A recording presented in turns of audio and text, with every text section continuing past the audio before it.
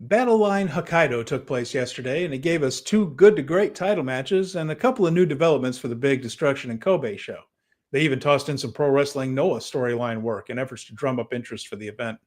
Sunday's show in Kobe has a rather shaky main event on top, and in terms of drawing a crowd, they need a little help. So we're curious to see if any of this will pay off.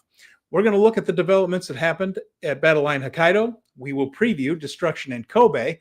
With Jeremy Finestone, I'm Steven Conway, and this is Speaking of Strong Style.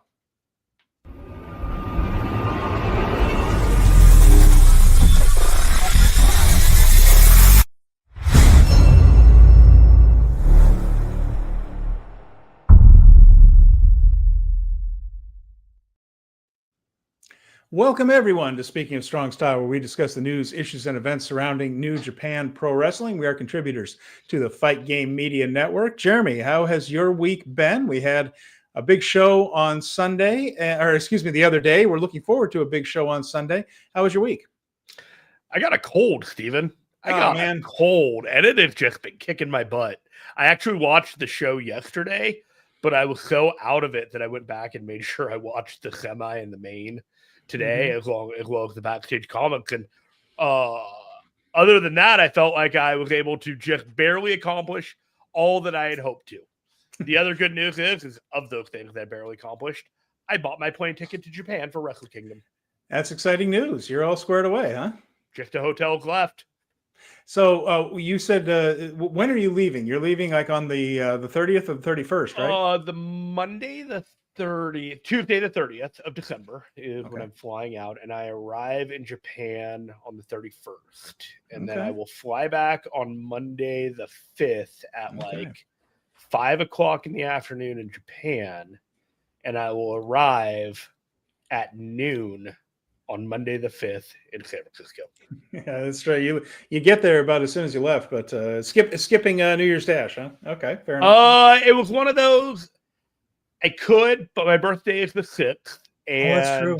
There was this thing of like, my wife, bless her, like already bailing on New Year's Eve. If I'm not there, and birthdays are a big deal to her, I was weighing it.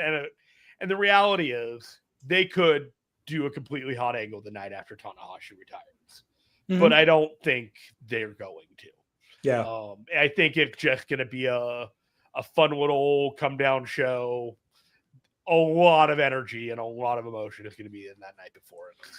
Well, I think you're exactly right. And to be fair, New Year's Dash has not had big angles for several years now. It used to be where a lot of that stuff happened. Suzuki-gun coming back suddenly and attacking. All the stuff with Kenny Omega and AJ Styles, that was New Year's Dash more by necessity than anything else because of the timing of everything. But the last few years, it's just been kind of a fun show, and a couple of challenges, but nothing earth-shattering coming up at Dash. So I think you're onto something there. I think that's one that if you need to get back for your birthday, I think that's probably a smart idea. Plus, you are going to be jet lagged as all hell on the 6th because coming back is a lot more difficult than going there. Trust me. Bet. I remember how I felt when I flew to Australia about like 10 years ago from LA, and it was a hard flight, both there and back. And I was very choosy with my plane flight and where I was sitting and all the amenities. They actually listed where their baby bassinets were like throughout the plane cabin. And I strategically located myself away from those places. Smart move.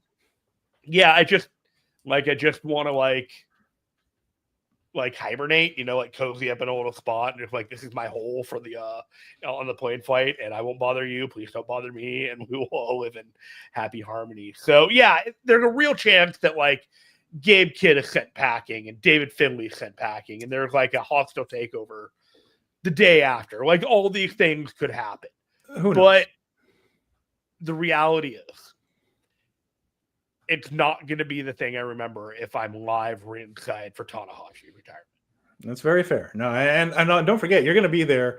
New Year's Eve is not the drink up, blow it out holiday that it is in the States. New Year's Day is very family oriented. Back home, everything's quiet. So, check with your hotel to see what's going to be open and things like that. A lot of the stuff is closed on New Year's Day. So yeah, keep an eye out prepare for ahead that. of time for meals and such. The good news is the convenies, the little convenience stores there are, the food there is wonderful. It's delicious. And they're almost always open 24 hours, even during holidays like that. But check with your hotel staff because they'll know for sure. Yeah. So I'm looking forward to it, man. I'm going to do that podcast that Charlton and Walker are doing on the 2nd. I'm going to hang out at Torriano's Burritos, and I am. Do you have reservations for that? I already bought a ticket. Yeah. Oh, sweet. That'll be fun. Yeah, you were able to, like, I figured it was in my best interest a couple of years ago to just have a fan club membership to New Japan of America, New Japan, and so I got one. And frankly speaking, the perks have already basically paid for itself. I had an opportunity to buy tickets for Wrestle Kingdom and opportunity to buy a pre-sale ticket for this thing, and just basically every year you get $30 in merchandise, and I haven't used either, so I'm like, oh, I should probably maybe buy something before I go to. Yeah, probably. I don't know, maybe. No, so if you really truly love New Japan and you want to support the product, the fan club is not a bad way to show your appreciation. Fair enough.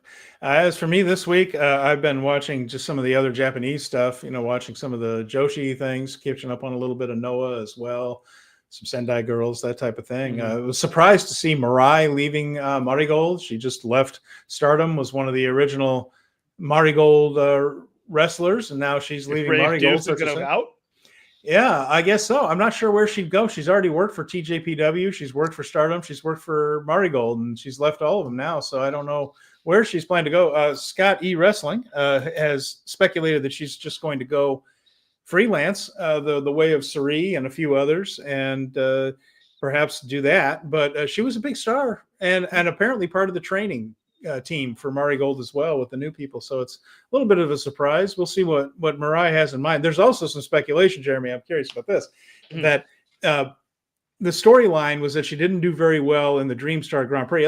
She didn't do poorly, but she wasn't in the mix the way a big star would be. And the theory was that she's getting frustrated and might turn heel. And yet her goodbye match for Marigold is against the main heel faction. So the question is this all a work and is she turning? But the goodbye at it wasn't Shikiba First Ring. It was at Shinjuku Face, small building there, is where she made the announcement. It seemed pretty sincere. It did seem pretty sincere. If she is acting and this is all a work, she should think about pursuing acting. She would be quite good at it. She had me convinced. Like, oh no, this is she's actually meaning this. I don't think this is an angle, but we'll find out. But yeah, I've been doing that and watching sumo. Been watching the sumo. I got my sumo towels up here. So I got my Oho is behind Bushi's mask here. It's hard to see, but I've got my Onosato one up here too. So watching that. It's been since the shows have just been kind of coming slowly for New Japan, at least on NJPW World, what we're able to see, it's given me a chance to sample a few other things. Yeah, I've been just trying to be more not into wrestling in that time. Just the kids call it touch grass, if you will. Yes, okay. Taking the dog out for a walk and reading stuff that has nothing to do with wrestling. And I like to have a perspective that is we all know that at this point, if you're listening to this, that we both watched and seen a ton of wrestling in our lives, but we also have balanced lives. It's not the be all end all of our existence, even though both of us, are pretty invested in what pro wrestling has to offer. And when a moment like this happens, I don't go even more into AEW and WWE or anything like that. I'm more disengaged and I'm just okay, let's go for that walk. Let's go do all these things. Let's cook the fun meal, that kind of thing. That's the stuff that I just love about these breaks in the schedule, because you have to do your regular life, and then you have the G1 or the World Tag League or the Best of the Super Junior Tag or the Super Junior Tag League, or all these tournaments throughout the thing where it's all of a sudden 2.5 extra hours of your day for 13 days or so over the course of like 3 weeks. And all of a sudden this thing feels like a job. And I am just appreciative of these breaks in the schedule because it allows me to come back with a little bit of a clear head in talking about this stuff and not being like frustrated with stuff that I don't like or overly like cheering on the stuff that should just barely deserve a passing mark. You know, just that touch of reality. I think both of us kind of have that in this show, and I kind of like that about it. Okay. The schedule is going to pick up a little bit in October. The only show this week here is going to be that Destruction in Kobe show. Mm-hmm. After that, you get into October and the road to King of Pro Wrestling begins. There's, I believe, a show on the 4th, the 6th, the 9th, and the 11th, leading up to the King of Pro Wrestling, which is taking place on the 13th. So there'll be 5 shows in the first 13 days of October. And then you get they're also going to show the New Japan Road in Ishikari show, which we're going to talk about a little bit because there's a little extra flavor added to that this day. By the way, of course, Zach normally tells us what day it is. You know, it's National Something Day all the time. And Zach's usually here. He's not here today. We miss you, Zach. But I have a day for you. I know what day it is. National Quesadilla Day, Jeremy. That's fantastic. I just had a quesadilla for lunch. Did you seriously? I did. We have these. We have the raw tortillas. I fried up a couple. I had some Monterey Jack cheese, and I put a little bit of avocado on top, and that was basically my light little lunch before the show. Well, I had a salad for lunch, but I do know that my girl there, she had a quesadilla, barbacoa quesadilla for lunch, and got it free for National Quesadilla Day. So definitely celebrating here, and those are tasty. Sounds like she is the big winner of all this. I think so too. I think that's a free barbacoa, which is like shredded beef. Is it right? Delicious. Yeah, yep. Yeah, fantastic. Beef cheek, very soft, very flavorful, and very moist and tender and things like that. It's very beef cheek barbacoa. I could go into so many tangents about like tacos right now, but we could probably use it to fill the content time, but we should probably keep our listenership and just get to the point. I suppose that's true. So we're going to talk about this show here from Battle Line Hokkaido. It's in Sapporo. Let's talk about it here, and we'll run it down because there is something in each match, almost each match. There were a couple that you could just totally skip, and we'll talk about those too. But Battle Line Hokkaido was out there at the Kitagas Arena. That's a new arena for New Japan. They haven't been there before.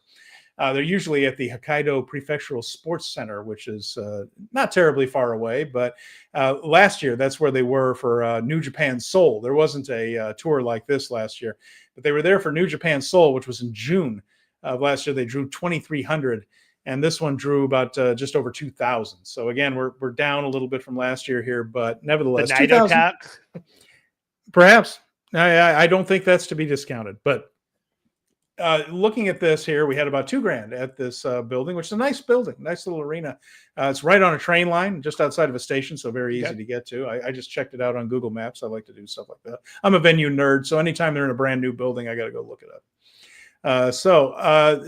Looks like they use it for tennis a lot, indoor tennis. But Battle Line Hokkaido opened up with the Young Lion match, and we had Masatori Yatsuda and Zane J facing Katsuya Murashima and Tetsuya Matsumoto. Now, Zane J has been in singles matches most of this. They made this one a tag and gave Yasuda the win with a Boston Crab over Matsumoto, one of the youngest of the Young Lions there.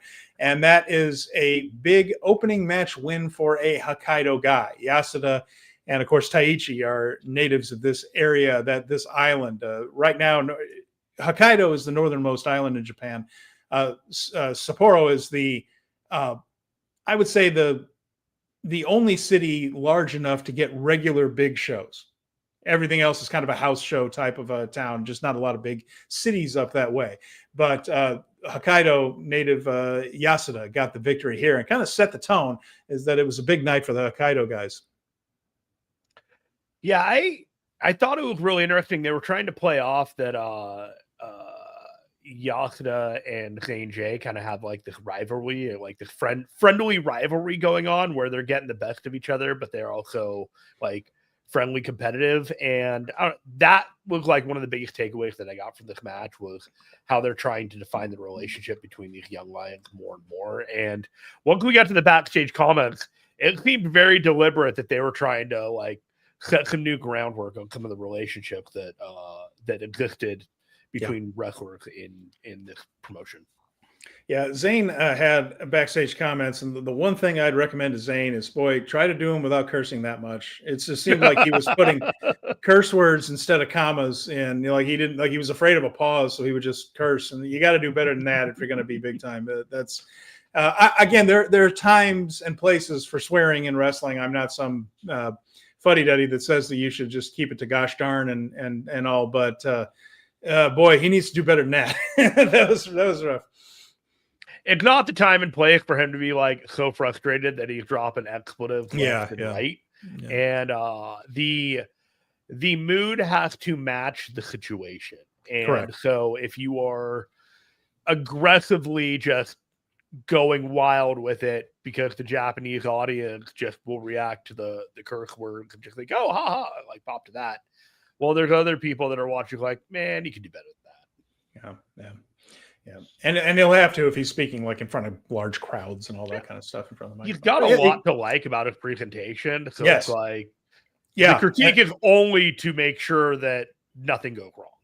Yeah, I'm glad you said that because I do think he's a really talented wrestler. So in that way, I'm rooting for him to do better because I think there's a lot of potential.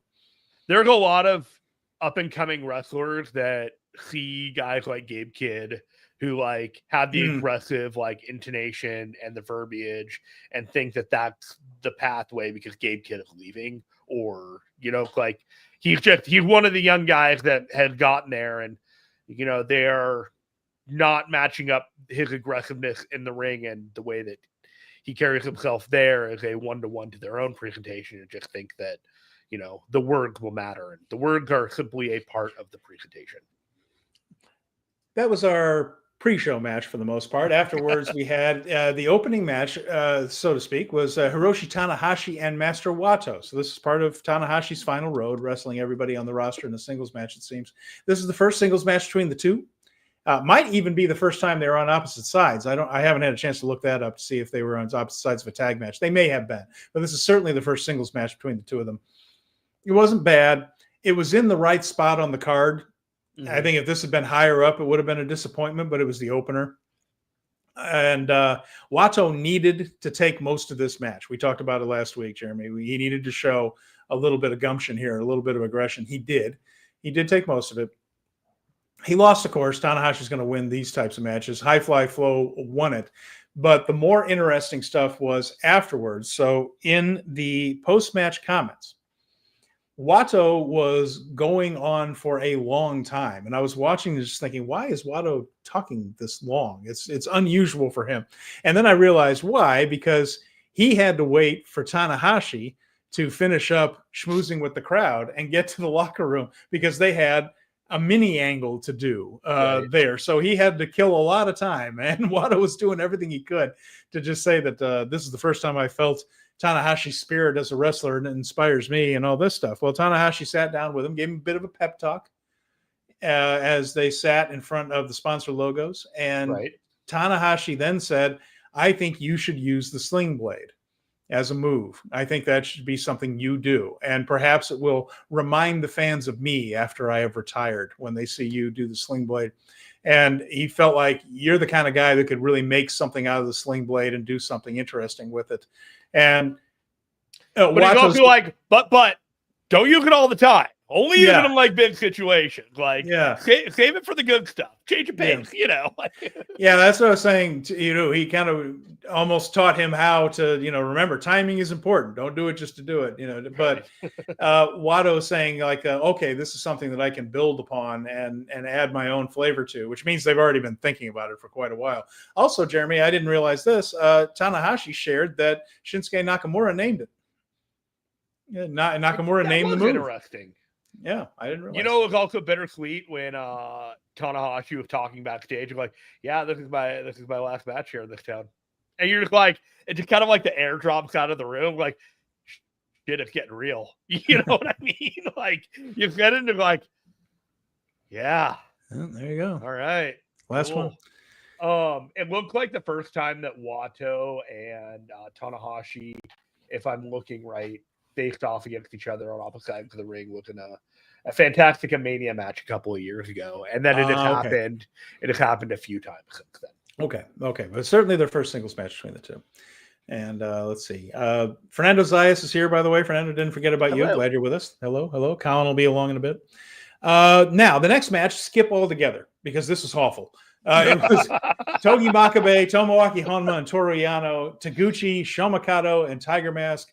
It was 7 very, very long, bad minutes. Never mind this match. The less said about it, the better. Shomakato has been teaming with Tiger Mask throughout this tour. It was bad Taguchi comedy, really bad. Some of the worst. And Yano was back to being goofy Yano. He's already gotten rid of the blonde hair. He's back to the black hair and the silly side. And there was just nothing good about this match. But never minding the match, Kato has been teaming with Tiger Mask throughout the Hokkaido swing here that they've been doing, the house shows, and winning night after night. Here, of course, Kato's the only young lion in with the main roster guy, so he took the loss to Makabe. And in the end, though, it's just more to me between Kato and Tiger Mask. It feels like they're leaning toward Shoma as the next Tiger Mask, perhaps. Like all this teaming with him, making a point of pointing out constantly that they have been teaming and that they're laying it on pretty thick, buddy. Yeah, so I don't know if he's going to go on an excursion to Mexico or anywhere else. I don't know. I don't have any inside information on that, but the tea leaves are looking like they're drawing a line from Tiger Mask 4 to Shomakato here. Yeah, it's a pretty thick, sharp black marker circle between the two with a line and an arrow between them. It seems that they're trying to draw these parallels. Tiger Mask also his last match in this city. He was talking about that too. I think you pretty much nailed it. Like there's a spot for Tiger Mask on this roster, and having a young, reinvigorated one. It's like you have Tiger Mask, and the risk that you run with Tiger Mask is that Tiger Mask ages out, and the Tiger Mask person wants to continue wrestling as Tiger Mask, and they'll let them until it's time. And now that you'll have a younger, more athletic, more competitive Tiger Mask, there's an opportunity in the pop culture region that New Japan could actually make a lot of money with that, with like a superhero type character that is legitimately like tied to media and otherwise. And I don't mean this like glib, like I'm talking about out the side of my mouth. It's like you look around and you see the video games and you see like Tekken has got that King Tiger character that's basically based off of Tiger Mask, if you want to do it. And it's just like, to reinvigorate the connection in Japan, you need to have characters that the Japanese audience are going to be invested in. And if you put Tiger Mask on a young, athletic wrestler and he keeps winning, you have merchandise and you have popularity again. It's also interesting. There's a through line with Yasuda as well as Chris Charlton has pointed out. Masutora, the Tora there, that's Tiger in Japanese. So, they're really drawing a dark line. But what it means to me, Jeremy, they may not have decided on the guy, but I feel like there's going to continue to be a Tiger Mask in New Japan. I mean, it's clearly a conversation happening somewhere. Otherwise, it would not be so overtly discussed on camera. All right. After that, we had a preview for the never openweight title match. So we had House of Torture on one side and Hantai on the other. And the focus here is Bolton Oleg against Don Fale. And that's going to be the title match. They are also keeping a subplot going with this, and that is the relationship between, Jeremy is wearing an Andre the Giant t-shirt, which is very cool. Shota Umino and Yuya Uemura teaming with Bolton. So it's Uemura, Umino, and Bolton against Fale, Dick Togo, and Evil. And we continue to get the whole battle between Fale and Oleg where they're going to be doing their power moves. We've talked about that enough. We know what's coming. The Umino Uemura dynamic is interesting, both in the match and in post-match comments. I'm just not thinking that these two like each other very much, but I think they are kind of, and I'm talking about in storyline, that these two are kind of painted into a corner where they need to feel, or they feel like they need to team together. And I think they're neither one of them can be the bad guy in the situation and say no to each other. Yeah, and so they're kind of in an uneasy alliance, probably going into World Tag League. There might be an angle there. Again, I might be trying to manifest this rather than actually see it. Again, sometimes with Shota, I feel like I am waiting for a bus that's not coming. Nevertheless, there was very, very awkward agreement to continue to tag between the two. I just get the feeling that they both realize we're competing for the same spot here, but we are good guys and we can't say that. That seems to be the story. What do you think? Well, first off, I laughed when I realized I put on an Andre the Giant shirt, and I was like, "Oh yeah, because that's what's happening here with Bolton Oleg and Don Fale is Oleg is pulling the Hogan. He needs to body slam him at WrestleMania 3, and we're doing it over and over and over again that he can't quite do it. I'm waiting for Oleg to literally do the pantomiming of his back breaking as he does it." Almost in tribute to the WrestleMania 3 spot. It just like it, when I was watching it, I was like, man, they're really laying it on thick. This is straight out of WrestleMania 3 at this point. And as for Yuya and Shota, those backstage comments were very much like Shota, we're gonna fight each other a lot. We're gonna be on the same side a lot. But I think right now, like, it's good that we're on the same side with each other. And you're like, yeah, I agree too. And it's just two guys that are just like, I don't want to be the dick here, but I don't want to do this. Yeah. They're almost gritting their teeth together. Isn't this fun being a team? Yeah. Oh, it's wonderful. They kind of want to smack each other. In the territory days, it's the two guys on the roster that they don't know what to do with, so they put them in a tag team together, and they're hoping that like the two polar opposites kind of change a thing in each other. And frankly speaking, this could be the thing for both of them that really like just gets a spark, and like they kind of help each other, in a way. Like I wouldn't be surprised if they were in World Tag League and did very well with each other, and maybe a self-destruct spot at the very end, and better luck next time. But these are both guys that very clearly should be on the Wrestle Kingdom card in some way, shape, or form. I think against each other in a grudge match would be my preference. Like, at some point, you and I are going to have to sit down and figure out what 10 or 11 matches are going to be on the card and who's going to be on it. Because some of these guys that they're on all these, Road 2 shows that we watch all the time aren't even going to sniff the Wrestle Kingdom card. There are not a lot of plot point shows left. And what I mean by that is Destruction in Kobe, and then you have King of Pro Wrestling. There might be something else in November. Absolutely, might be. But most of the rest of October, part of November, is Junior Tag League, where the emphasis will be off the heavyweights. Not gone, but the emphasis will be gone. And then you have World Tag League for the heavyweight tag team tournament. That's in December every year. We know that. Mm-hmm. And there just isn't a lot of room. The Kobe, the Sumo Hall show, King of Pro Wrestling, and maybe one more is going to have to decide Wrestle Kingdom for the most part. World Tag League might set up a tag team title match. Mm-hmm. Junior Tag League, same thing. But we're getting down to the bones here. I think in a couple of weeks, we're going to have a very good idea what that Wrestle Kingdom card is going to be. Yeah, so we're going to have the retirement match. We're going to have the IWGP match. We're going to have a never open weight match. We're going to have a global match. We'll have a junior heavyweight match. We'll have 2 different tag matches potentially for the championship. And then a Rambo and a couple of marquee matches. But maybe a Joshi match, maybe one of the women's, the women's title could be. Second match on the card being the IWGP women's title. Totally see that happening. Could be. But it's like, that means at best, you've got 10 junior heavyweights on the card, because if you're going to do a 4-way for the, you know what I mean? A 4-way for the junior heavyweight tag titles, you know, that's almost a Wrestle Kingdom tradition to get 8 guys on the show that way. Yes. And at best, maybe you do 6 guys in a tag team match, like a triple threat, kind of like that. But the pickings get slim.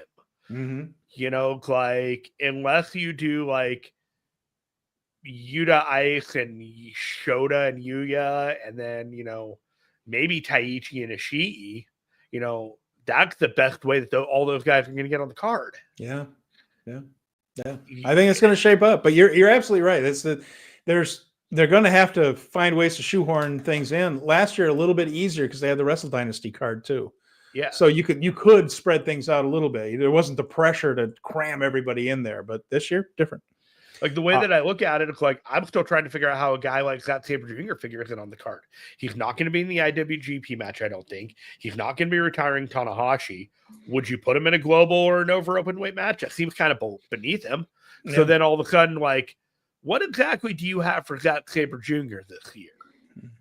And so this is where I'm at right now. It's like, when you say the pickings are slim and there's not a whole lot of time for these angles to formulate, like, you're not kidding. And to be fair, we don't know that Zach's not going to be the world heavyweight champion. We just don't think he should be after last year. But I mean, like, we wouldn't recommend it. If he is, he's in the IWGP world title match. Where's Takeshita? Right. Takeshita damn well better. Like, if they're serious about Takeshita, he's got to be on this card. And they should be serious about Takeshita. It's one of the few things that might revitalize this place. So you're just kind of at that moment where you're just like, okay. This all based off of Shota and Yuya's lack of chemistry. I still think if you're going to do a special singles match, again, here's where we get into the weeds with this. Special singles match, perhaps a grudge match that's not a title match, so that there is someone who comes out with a big win and does the challenge at the end. That's a good possibility for it. Shota and Yuya at each other's throats a little bit. That is a possibility for that, especially if Tsuji is going to be in a major title match or something like that. Suddenly, Shota Umino, Yuya Uemura, and someone gets a big win at Wrestle Kingdom in a singles match and then comes back out and challenges a champion. That's a tried and true formula as well for this company. Here is a crazy idea that I don't think that they would do, but could Shota and Yuya win the World Tag League and then say, we don't want to use this challenge on the tag. We want to wrestle each other, and whoever wins that gets to challenge the IWGP champion. That's fine, except they literally did that last year with Hiromu and Naito. I get it. Yeah. That would worked out so well. Did it? Okay. No, I'm kidding. I didn't think it.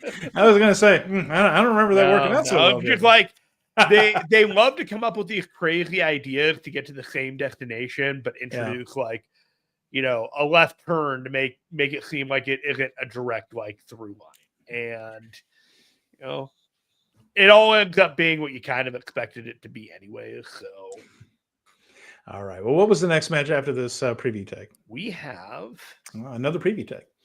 So this one was Yudo Ice, Oscar, and Geto against Taichi, Takamichinoku, and Ishii. So throughout this tour, the Knockout Brothers had been winning their matches, establishing themselves with the Knockout Bomb. We have a name for the move now, the Knockout Bomb. KOB. And that's the move, of course, where it's like a penalty kick to the back of the guy's head while he's taking a tombstone pile driver from Oscar. And I mean, a decent enough double team move. It's fine.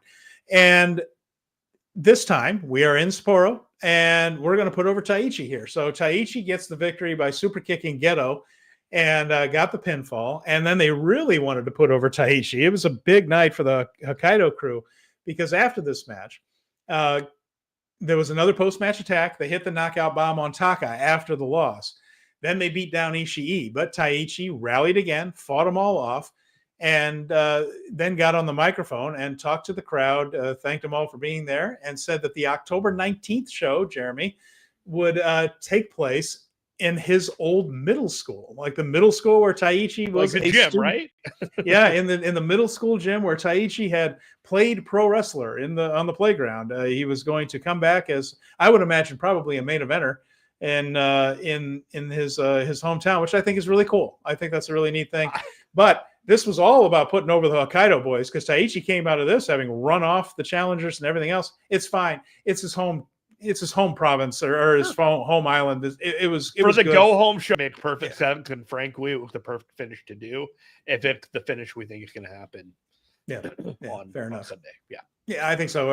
In Kobe, this should be the crowning of new tag team champions, but how many times have we seen people come in with all kinds of steam and then lose their first title shot? My goodness, it's been a trope lately, so we're hoping for something different, but we'll see. We'll talk about that when we get to the preview.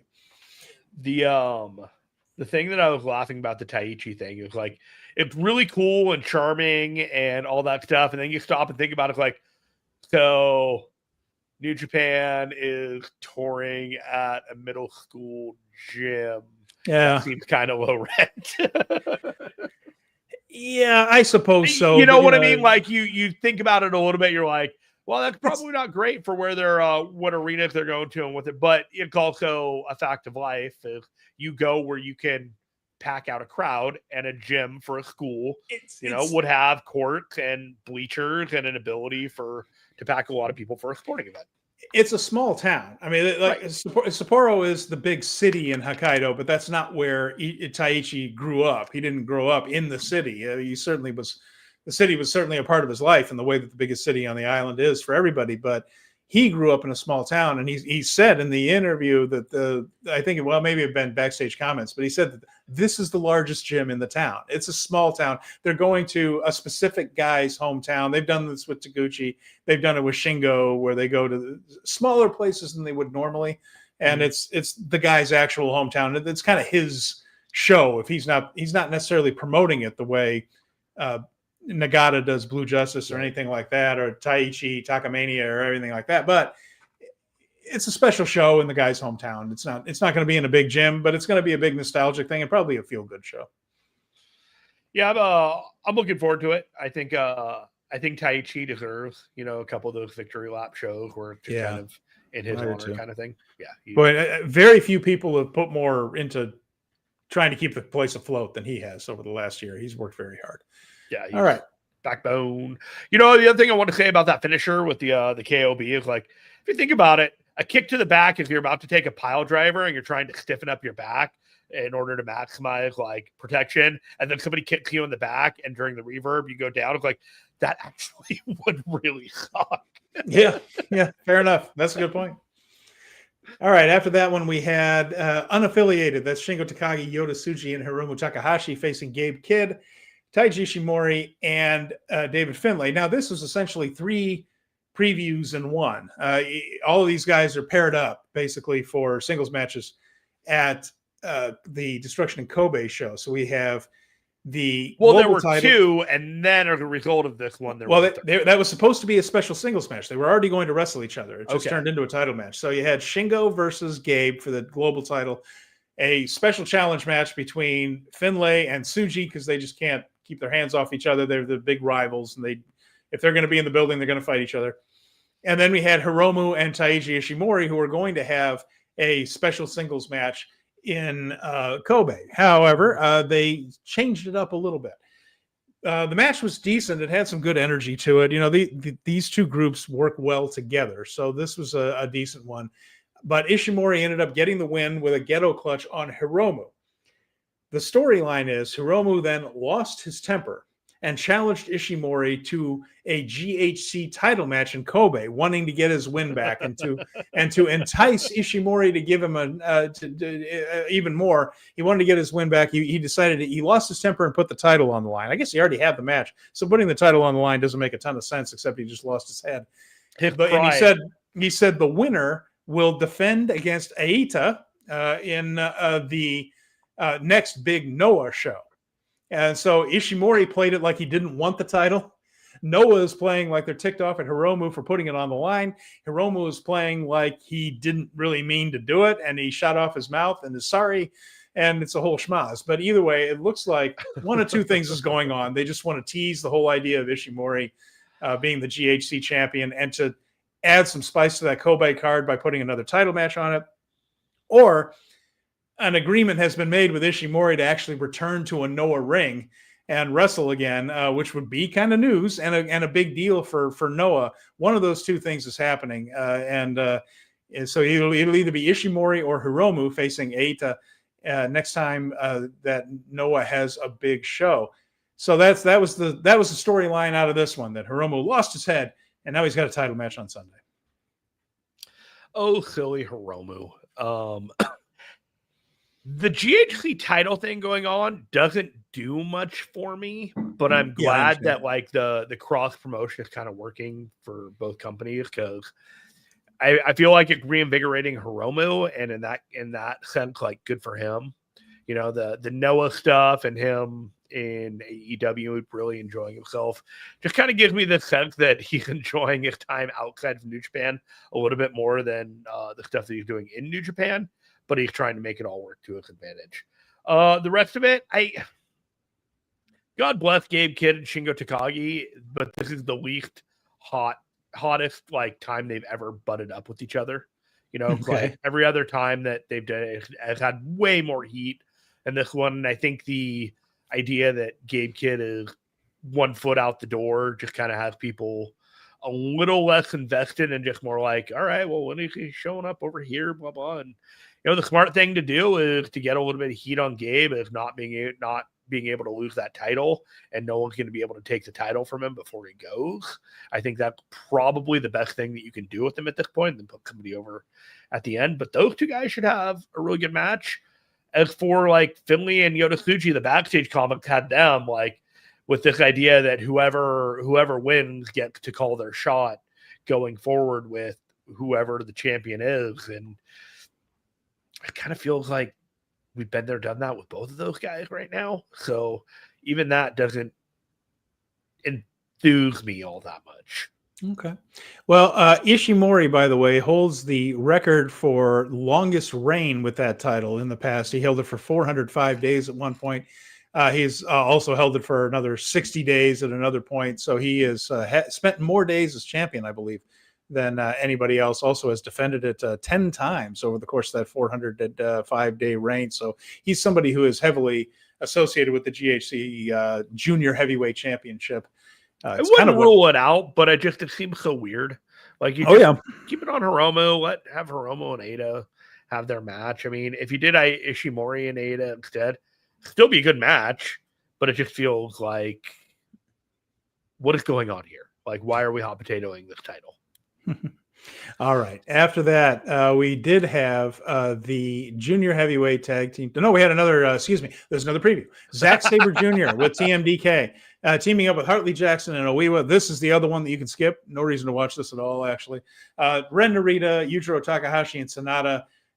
Not much happened. Narita continues to try to soften up Zack's knee. He hit it with a chair after the match. He needed to get the pin because he needs to look as strong as possible. Instead, they did that lame crap where Sonata faked getting hit with the guitar and the referee fell for it. It's a stupid finish. It wasn't a good match. Nobody was really trying very hard. You can skip this one. For context, Sonata was dressed as Giant Gonzalez, coming out with a guitar, hold the Eddie Guerrero gimmick while doing the Jeff Jarrett gimmick. Yes, he's either Jeff Jarrett or the Honky Tonk Man with Giant Gonzalez's outfit and pulling the Eddie Guerrero. The Eddie Guerrero finish. I fell down and got hit with a guitar that's unbroken, and Hartley can't seem to talk his way out of it. It sucked. But there you go. The main thing is they're trying desperately to put a little heat on this Narita-Zack match, and I just don't think very many people care about the match. I just think a lot of people are looking right past the King of Pro Wrestling. Like, they're like, what are the results so we can get to King of Pro Wrestling? Yep. And especially they with did that this to themselves. One. Yep, they sure did. War Heroes asking, are those two lifers for the junior division? He's referring to Hiromu and Ishimori. I think they can do some never open weight things with Hiromu because he's wrestled heavyweights before, but those two being full-time in the heavyweight division, it's hard. They're really short. And they're smallish guys. Ishimori's in phenomenal shape. They're both fantastic wrestlers. Hiromu might be a little more opponent dependent than he used to be. He doesn't carry guys to great stuff like he used to, but he can still go. And we know Ishimori is the kind of guy who can carry anyone. And I just think with the size, it's a challenge for a guy who's 5'3" or so to really, and if you're not built like Ishii, Ishii is that size, but he's much thicker and things. So yeah, I do think that Ishimori's a junior guy for life. Hiromu for the most part, yeah. I would agree with that. I would say Ishimori's 100% staying in the junior heavyweight division, and then Hiromu, on occasion, will step out into the never open weight division. Maybe one day challenge for the IWGP in a fun little match that could he possibly pull it off, but think 85-90% junior heavyweight division. Yeah. Okay, now I think we get to the title matches, right? Did I miss one? Yeah, sure. War Hero saying WWE needs the cruiserweight division back. Well, maybe they do. They have the talent. Think that's why they bought AAA. Well, yeah, fair enough. That could be it. And then now we have the Junior Heavyweight Tag Team Championships. We have Sho and Doki defending against Robbie Eagles and Kosei Fujita. So, very good match. As you could imagine, this one had Kenta Sato reffing because Marty Asami worked the Tanahashi match early in the card, so he was not on the semi-main. But this was crisp. It was exciting. It had a nice pace to it. I thought House of Torture actually did a decent job of hiding their use of weapons from the referee. It looked better than usual anyway. It was less doofy for Kenta Sato to miss this stuff. They did a better job. It's not perfect, but better than usual. Toward the end of a 19-minute, 42-second match, Fujita hit Abandoned Hope, but he went for another move, didn't get the pin off of that, tried for another move. Doki ended up rolling him up, holding the pants there, not really the tights. They aren't really tights, but he held the pants, and it seems likely that these two will be the champs going into Junior Tag League. Sho and Doki. Overall, a pretty good match. This worked well. Again, when they're minimizing some of the House of Torture shenanigans and just wrestling, Sho and Doki are very capable of wrestling, and I think Fujita and Eagles, one of the best junior teams out there in the world. So a good match. Yeah, I thought going in this was going to be a really good match, and it ended up being that. It was one of the two matches that I thought saved the show on the whole from being middling to okay or good, if you will. I had this whole theory that I laid out last week that they were going to get to, split up the titles, and then we can get straight to that created like a through line for Doki and Desperado, and they just blew all that up. And I just laughed. Yeah, and we still got to that same destination. So why don't we get to it? Well, let's get into the preview too, because when we get into the preview for it a little bit as well. But Doki and Sho having a heel go into the tournament as a champion can work psychologically in that you can have someone pop the crowd and make the crowd happy by stopping the heel champions from getting to the finals and that type of thing. You create a challenger that the people are already happy to see. And so there's some psychology to that as to having the heel champions going into the tournament, and you can work with that. Then people are happy for the champion's loss. And when you have babyface champions in a tournament like that, you can still do it, but there's almost like a little bit of a worry that fans know that the champions are underdogs in those tournaments. They don't necessarily want to see that person lose.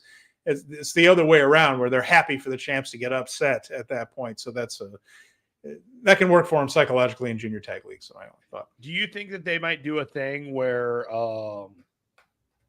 the House of Torture loses the Super Junior Tag League, and they immediately do the title shot at like the next show?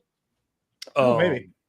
Of whoever wins the world of the Super Junior Tag League, but then whatever team beat that team in the run up, like through the block play, that becomes the Wrestle Kingdom match. Yeah, I hope they just do something that makes more sense than last year's, because they just kind of half-assed the whole storyline of why those teams were in a four-way ladder match.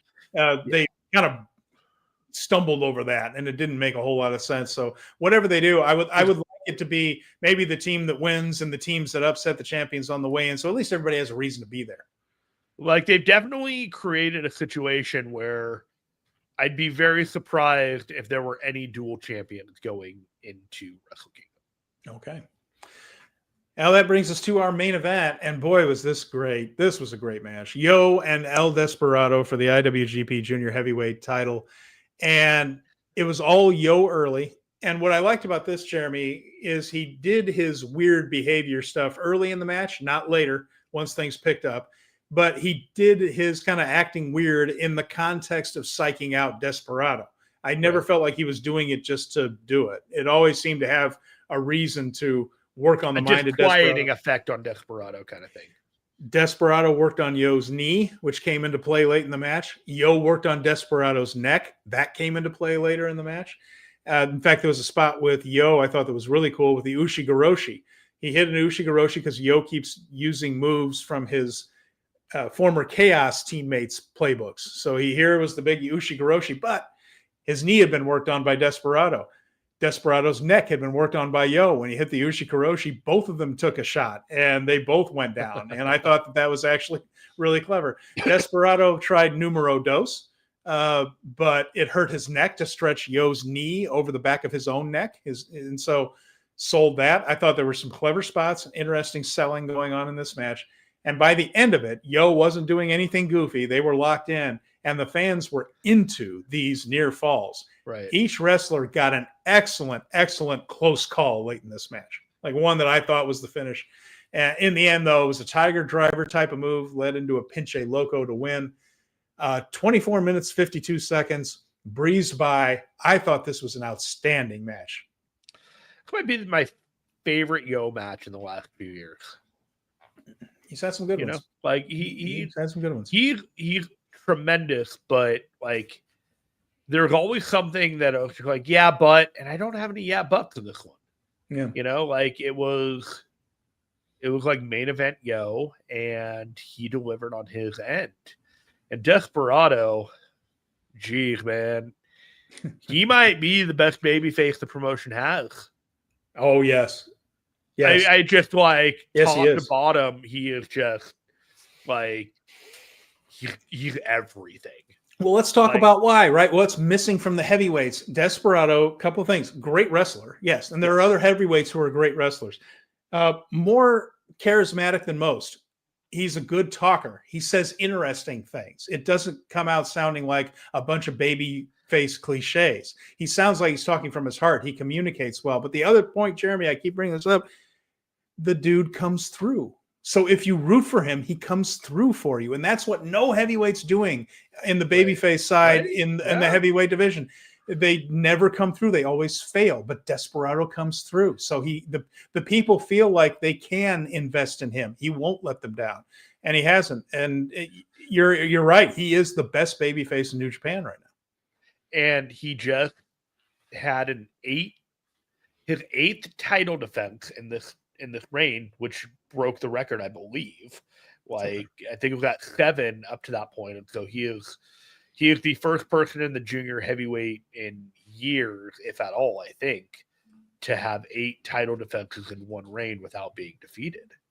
So that was kind of a big deal there. He feels like the guy sometimes, and when he like stood tall at the very end, and then we had Doki come down and basically have their entire back and forth, which now we know those two are going to do their dance soon. I was like, oh, we're doing this now? That's fine, because this is what we've been waiting for. El Desperado now has tied Jushin Thunder Liger with 8 defenses. The record, though, is held by Minoru Tanaka, also known as Heat.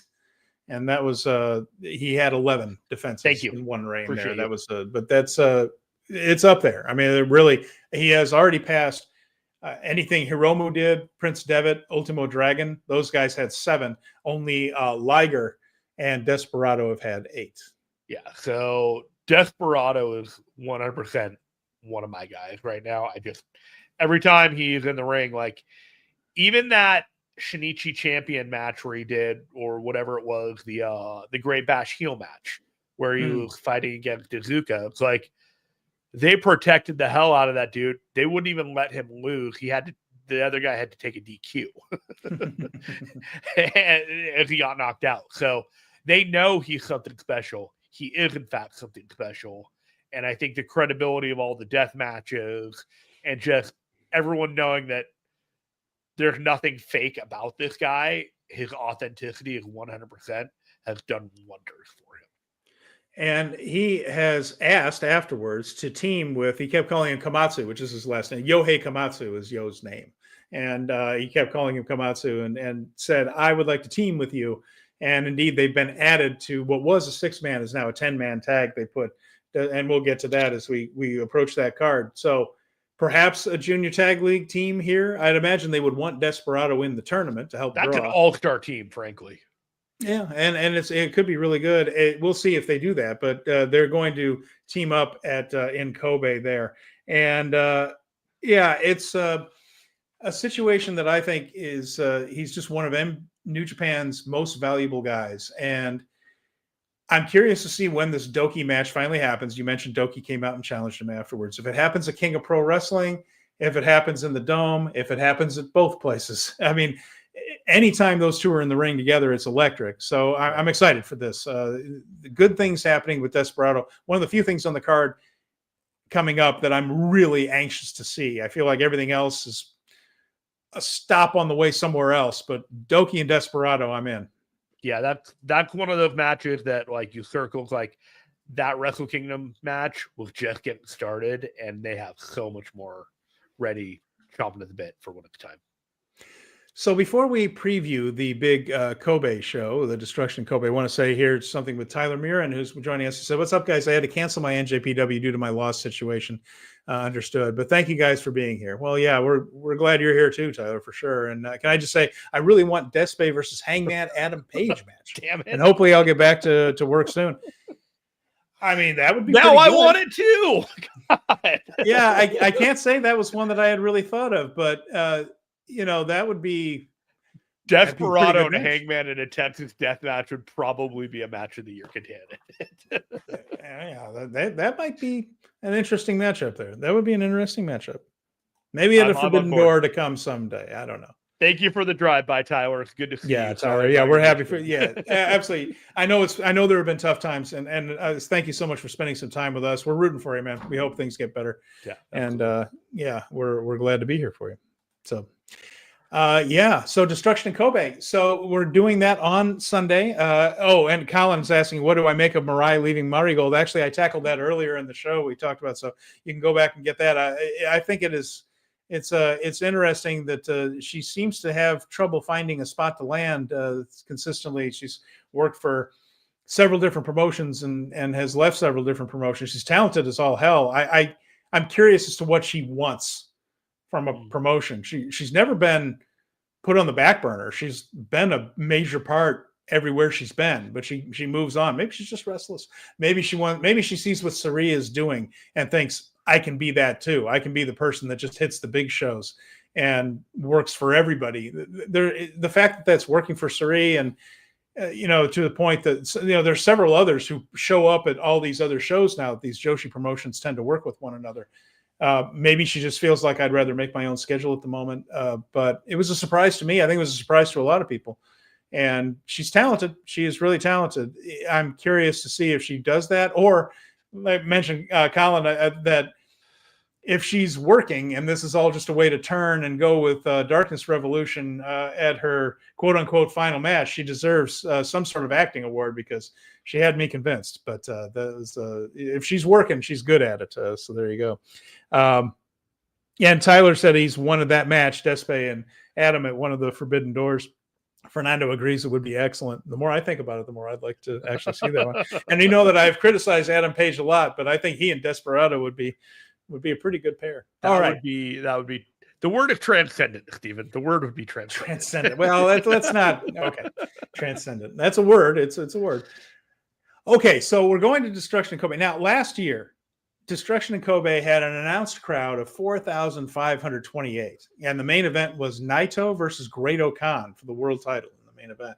And so I'm curious to see what this one does. But let's look at this card coming for Destruction in Kobe. Mentioned. This was the original match to lead things off. It was going to be Evil, Dick Togo, and Sanada facing Yuya Uemura, Shota Umino, and Yoshihashi. Now, that match has been changed to a 10-man. So that's the one that Desperado and Yo have been added to on one side, with I believe Doki and Sho on the other. So that'll be. So the fact that I don't have that image is proof that I had a cold, because I knew that and I completely blew it. Yeah, that's okay. Yeah, no, but that is going to be the match there. So now a 10-person tag, and that's going to get a lot of people on the card there, including a draw in El Desperado, as they just try to do everything they can, because 4,500 seems like a big number in this economy over New Japan. So yeah, bit of a post-view match there. That'd be a nice little start to the show, right? Nice little start to the show. I feel would like imagine Doki getting a pin over Yo is where we're going on that one. it could be that. It also could be a finish on Dick Togo with Uemura and Shota to further along that storyline of their uneasy alliance. Maybe they have a double team move that's the second chapter and a frog splash. Yeah, the Togo is the lowest on the theoretical totem pole in this match now. It's he was then as in this one, the original incarnation as well, but certainly in a 10-man, Togo is the one that gets the fewest wins. So that's a possibility there, that he might just be there to do the job for somebody else. Like, they both have very distinct singles match like pinfall moves. Mm-hmm. So if Yuya does a deadfall, what's Shota supposed to do to help with that? If Shota does the second chapter, Yuya can do a frog splash, no problem. When the guy's in the middle of the ring. But these are logistic things, man. You got to have a cool double team move if you're going to be the cool tag team. Yeah, yesterday they just did a thing where Umino clobbered Togo in the back with a boomerang clothesline, basically. Just kind of hit him in the back of the head, and he went right into Uemura, who rolled him up. So they got to come up with something a little bit stronger than that. I agree. Yeah. Chemistry. Next match. Natural. Next one is okay, there we go. So we're going right into the I might have missed an image there, but I was going to say it's the Tanahashi's Final Road Connection match, and that's going to be Hiroshi Tanahashi and Great Okan. So this is another one of these matches where Tanahashi is wrestling the various members of the roster. This time, Great Okan, who we haven't seen Okan in a while, but he'll be back in Kobe. Oh, I saw him in Shinichi Champion, my friend. Well, you did. You're right. He was wearing a mask, and he was straight into Hikaru Sato's crotch. He did not make the trip to Hokkaido, though. So the greatest con of all. The Hiroshi Tanahashi match. It is the last Tanahashi match before tickets go on sale for Wrestle Kingdom. Who do you think wins? Do you think he puts over Okan? Yes. Okay. There you go. I think you don't. If he's going to have a legitimate guy retiring him, you don't want him losing before that legitimate guy comes in to say, "I'm going to be the one to put you down." You know what I mean? So I'm confused. I said, "Does he put over Okan?" You said yes, or did no, I thought Dick Okan put him over. Sorry, no. I think Tanahashi would this one. Yeah. Okay. And Maria Graciela Saez is here. Hi, Maria. I'm glad you're with us. All right. After that, we do have the Never Openweight Championship match. That is going to be Boltin Oleg, the champion, facing Don Fale. I feel like we've talked about this one to death. This is about as basic a story as it goes. We have been building to the idea of Boltin using a big strength move on Fale. I think, Jeremy, you and I are in agreement that he's finally going to do it in Kobe, and that this is going to be something to put over Oleg and his power. The only worry is Gedo really likes Fale. Please, God, do not make him the champion. Remember, this is the guy that beat Shinsuke Nakamura clean for the Intercontinental title at one point when they did a back and forth. Now, that's been many years. That has been many years. I'm hoping Gedo realizes that his job, Fale's job in this match, should be to take the big power move, maybe even the kamikaze if he can pull it off, but certainly a slam or a suplex. Boltin is a big powerhouse. He's still the Never Openweight champion. I don't think we need Fale to hold this title in 2025. WrestleMania 3, Hogan Andre, body slam, maybe a kamikaze off the you get Fale dragged on the top rope and you get under him and you try it, but I think a body slam and a pin is about the best you can hope for this one. And I have questions as far as what Boltin could be doing when we move toward the show. Unfortunately, we just don't know how long Hanare is going to be out. I've been hearing things like 2026 before he's back, but I do wonder who they have is this BMF title version of the Never Openweight title is back. That who he could face. That would be an interesting matchup for him. But I feel like since you've started with Fale, it's not completely out of the question that Evil's the next man up for him. Okay, perhaps so. All right. So after that, we have the IWGP Tag Team Title match, and that is the Knockout Brothers. That's Yuto Ice and Oscar versus Ishii and Taichi. Right now, I would say Ishii and Taichi have taken up that Goto sentimental favorite mantle. The Dag, dude. The old Dag. Key to this, I keep going back to the fact that all of these guys come back from excursion and fail. And it's just been this New Japan trope. And we all agree that they shouldn't do it. And I think that you and I both think that the Knockout Brothers should get the push and take the titles here. Maybe they will. You can't discount New Japan tripping over its own shoelaces here because they do it over and over again and have them lose the philosophy of it makes no sense to me in that, well, we don't want to just have these guys come back. What does it make our roster look like? I'll tell you what a roster looks like right now. It's a bunch of guys that can't draw. We need new people. And so I love Taichi. I love Ishii. Kind of makes them the perfect one to put over new heels. Hot take right here. The tag titles in New Japan haven't mattered for a long time. Agreed. And the best way that you can get them to matter is to get people's attention, put it on a hot new tag team, and make that hot new tag team untouchable. We talked about how many years it has been, a startling number of years since anyone's had a real tag team title reign. And as a matter of fact, there has not been a successful tag team title defense yet this year. That's how hot potatoed these belts have been. And in some cases cursed, because a couple of those times they've been vacated because of injury or people leaving, whatever. But yeah, it doesn't feel like the time to change up in that sense. I think that maybe Yuto and Oscar are the guys that can hold them for a minute, but we'll see. They've already invested a ton of time in KOB with Yuto, Ice, and Oscar. And all evidence to me indicates that these guys aren't going anywhere anytime soon, if at all. If that's the case, there's no reason, barring health issues, that you couldn't just keep the tag titles on these guys for the next 14 months. Build them up, make them, and on the way to making them, make another tag team and the ones that they beat.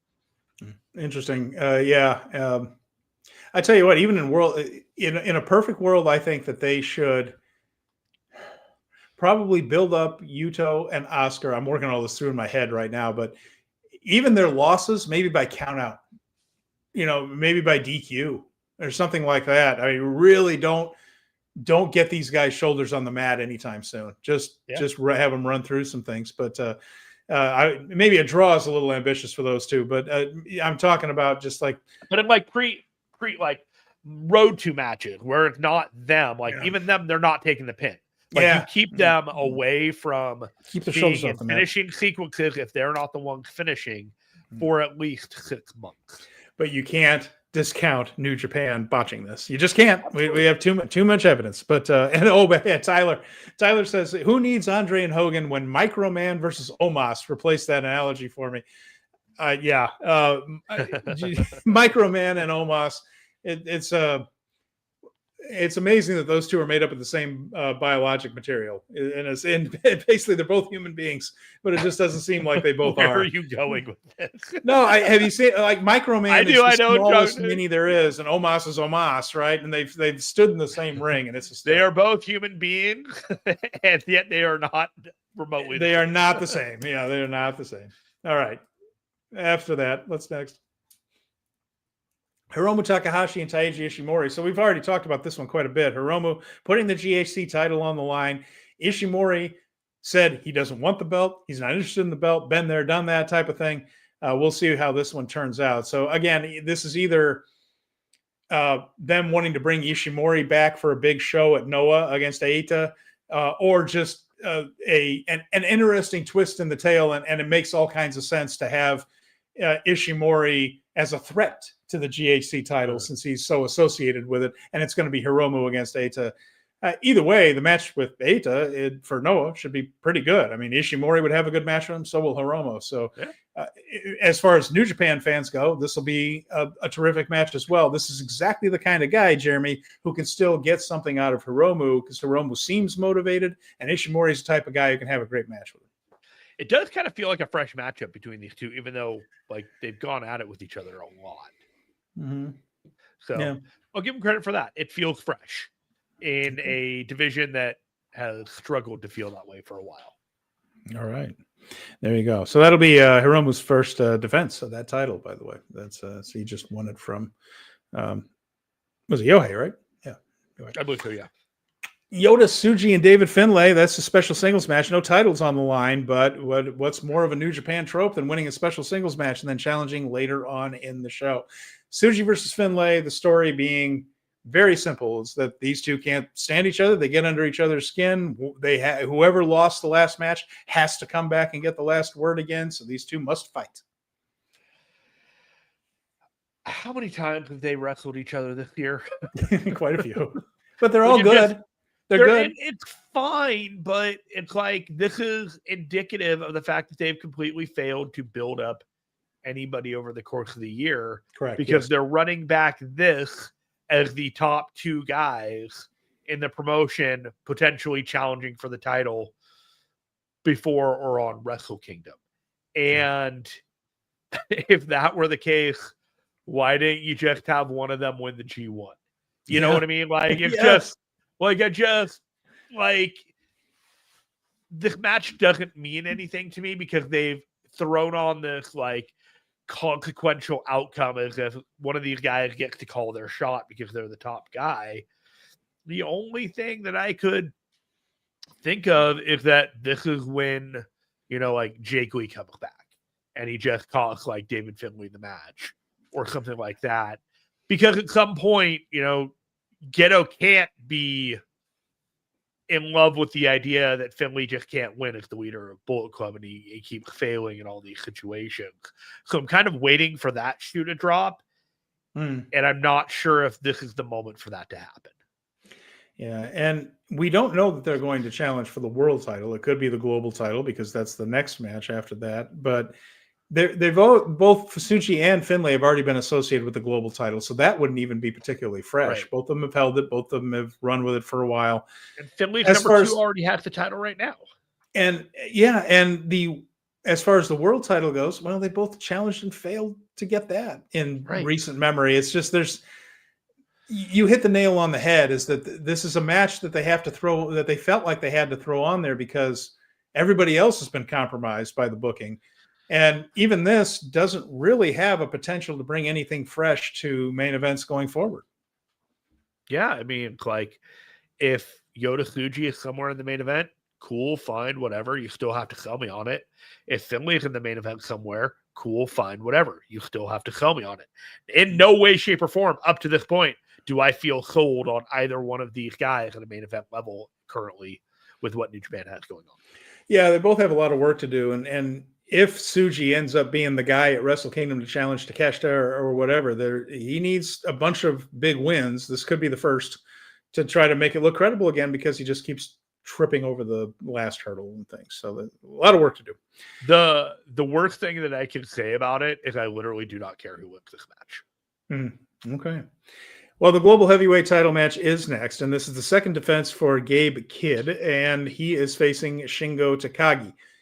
This feels like more of a read the tea leaves match as to whether or not we are going to have Gabe Kidd much going forward. To me, if he loses, I don't like our chances of having Gabe around a whole lot. If he wins, then maybe he'll be around more than we initially thought. But Shingo seems to be what Hiromu was to the junior division, which is if you just need to put a belt on someone credible and you need to get it off of somebody, you always have him.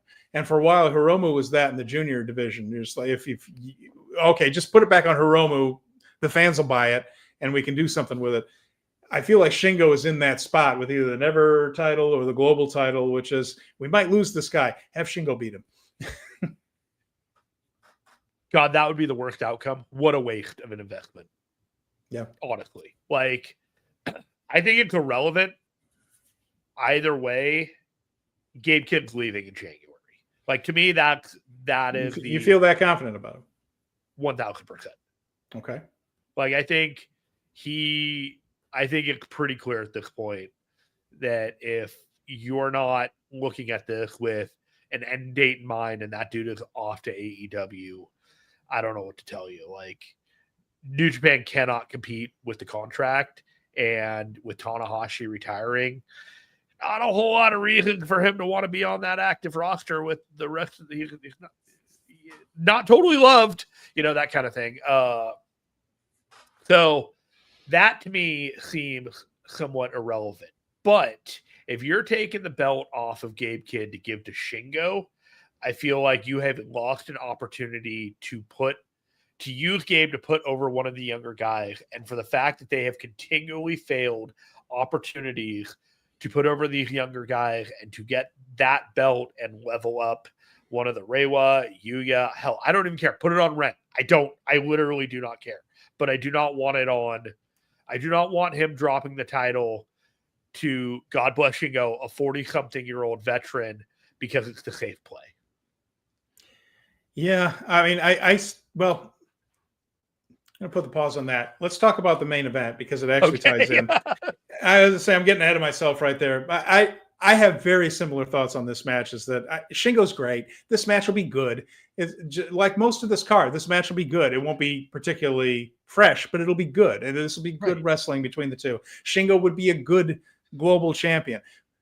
Again, we just are to that point where we've got to have something fresh in this company, and this isn't it. But let's go to the World Heavyweight title match, which is the main event. Zack Sabre Jr., Ren Narita. So it just doesn't feel like this is Narita's time to take this thing. It feels like a thing for Zack to do on the way to Takeshita. Do you think there is any way that they pull off a stunning upset here with hook, crook, interference, all the shenanigans, and Ren Narita comes out of this as a surprise World Heavyweight Champion? I think a 5% chance. I'm not ruling it out. I'd put it at 20. I'd put it at 20. Like it's not a 0% chance. Let's be clear on that. There is a very real possibility that they save Zack Sabre Jr. and Takeshita for the IWGP title. And the way to get there is that Zack never lost to Takeshita. And, we kind of like, if you really want to be IWGP champion, you got to prove it and beat me one more time kind of thing. Rubber match. You could, but I also feel like it's kind of a wet fart idea. Yeah, I know. It's like the idea of in Japan main eventing the King of Pro Wrestling, Zack Sabre Jr. versus Konosuke Takeshita for the IWGP Championship sounds a lot more enticing to ticket sales than Ren Narita in his first title defense versus the G1 champion Konosuke Takeshita for the IWGP Championship. Because either way, you're going to be disappointed.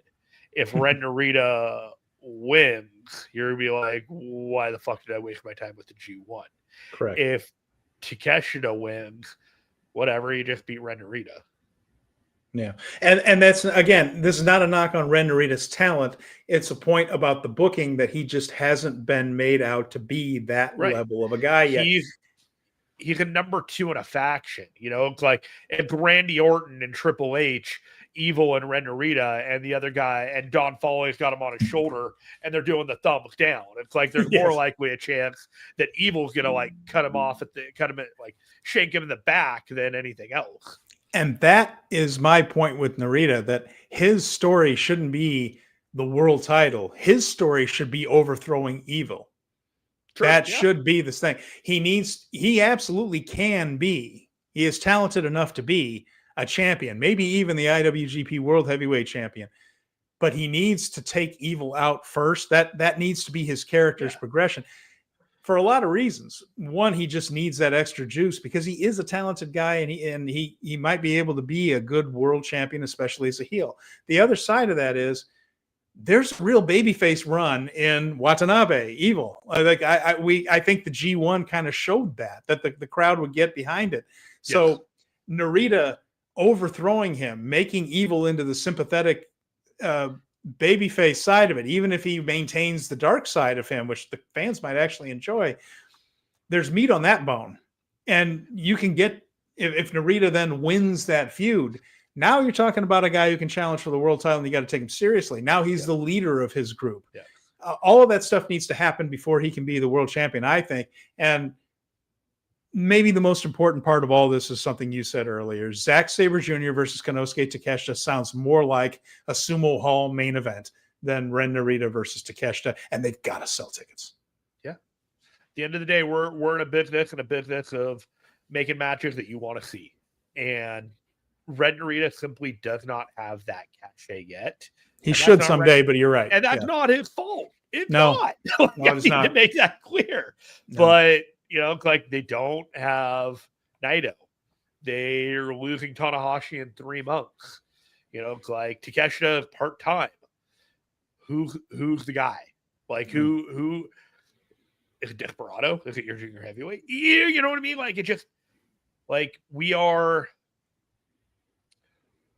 heading towards a pathway in which it's not totally clear you can get through with the tools that you have. Fair enough. Yeah. No. Okay. So question is this, Jeremy. Yeah. Last year, Destruction in Kobe drew 4,500. Okay. 4,500 people for Destruction in Kobe. Oh, I haven't given you the line yet. So it's definitely going to be less. It'll definitely be less. Here's the card. I want to talk about this, though. We have a little bit of time. Okay. Here was the card for Destruction in Kobe last year. I'm not going to read every single match. Just going to read the ones. Fine. We got time. Just read the house. The main event was Tetsuya Naito and Great-O-Khan for the world title. Okay. The global title was Finlay versus Yoshihashi. Okay. Finlay is champion. The singles match for the Never title was Henare as the champion against Shingo. Shingo won the title from Henare there. Okay. That was the title change. The junior heavyweight match was Doki against Yoshinobu Kanemaru. Doki is the champion. And then just a bunch of a couple of 6-man matches underneath. Sure. Here was one. This is one that I forgot about. This one, they did a singles match, Goto versus Gabe Kidd, that ended in a double countout when they just brawled around the arena in 2 minutes. And then they got on the microphone and made it an 11-minute no DQ match that Goto won. Half the people that you mentioned on this card aren't even on the card. Oh, yeah. And then listen here. You want to hear this one? How about this? Here's some people that are missing in action. The match before that was Bushi was in it with Tsuji and Hiromu, and they defeated Jeff Cobb, Callum Newman, and Francesco Akira, who are completely missing in action from Kobe. That's what I'm saying. Of course, it's going to be less. Probably less than 4,000. That was going to be my question. Is I was going to put the number at 3,800. Do they exceed at 3,800? I'll say under 4,000, but I think they might hit over 3,800. Okay. All right. So there you go. That I kind of think that it'll come in around 38, which is why I put that number as the over-under. I think that that's probably going to be it. Maybe they'll get like the product is cold. The only thing that they have going for them on this card for King of Pro Wrestling, or wait, this one right here. Sorry, nope, not even that. Because I was thinking they have the Takeshita and Zack Sabre Jr. Like that's not even on this card. Sure don't. No, I think considerably less. I think this. I don't think that there's anything so innately original or unique that people are coming for this card other than they want to support the show and it's the big show of the month. I picked 3,800 because it's, again, that's about my prediction based on this. Most of the shows we have seen since the Naito's leaving, the Naito hangover, so to speak, being about 20%, 15% under last year. That's what we've seen, a 15 to 20% decrease when that, and I ballparked that at about 3,800, 4,500 10% is 4,500. That takes you almost down to 4,000 right there. And then a little bit less than that, I think 38, but that's kind of where I think it's going to end up. Well, I'm curious to see. So we know nothing at this exact point. Correct. But we don't know anything about advanced sales at all. No. But Tanahashi's last match at Wrestle Kingdom, Mm-hmm. we're probably going to find out very soon who it's going to be. Mm. Do you think it's Naito? Do you think it's Okada? Do you think it's somebody else? I don't know, but I honestly don't. I think they would like it to be somebody like Naito, a big event, the idea that he could return, even if it's as a freelancer. I still think that Naito, as a freelancer, if he is indeed a freelancer, and this isn't all just a setup, that type of thing, but I know some people have the tinfoil hats on thinking that he's been with the company all along and is just recovering from injury. I guess he and Bushi are going to work with WXW. Again, that's another company that's been in the New Japan Alliance camp. So you could think that, well, maybe this is all just him taking some time off to recover and that he's going to just work with New Japan adjacent companies. I get all that. I think Naito needs to be there. If they can get, it doesn't look like Nakamura is leaving WWE after all. We thought he was. Now it looks like he's not. That would have been great. That would have been exciting. And that would have gotten some attention. Barring that, if you can't get Okada is an interesting one. It's been enough time, and you have to think about the fact that with Okada, if he's going to come back, it has to be the main event at the Tokyo Dome. He's not coming for anything less. Number one, and he's got a reason, and he's not putting over one of the younger guys. Right. Yeah. So, but this would be a circumstance where you could just pay him whatever he wants to get him there, so to speak, and bring him back. He might be willing to do it as part of his AEW contract. Like what he's being paid, like AEW, like on loan for AEW. He might be open for doing even all of that, basically because it's the cachet. It's Tanahashi. You know what I mean? This isn't like the day Sonata is going to retire. You know what I mean? Yes. Like this is fucking Tanahashi. Yeah. And Okada, in a lot of ways, does owe his career to what Tanahashi did to help him get to where he is. Oh, Tanahashi made Kazuchika Okada. Yes. Yeah. So the idea that like suddenly Okada is too big to send this guy off into the sunset.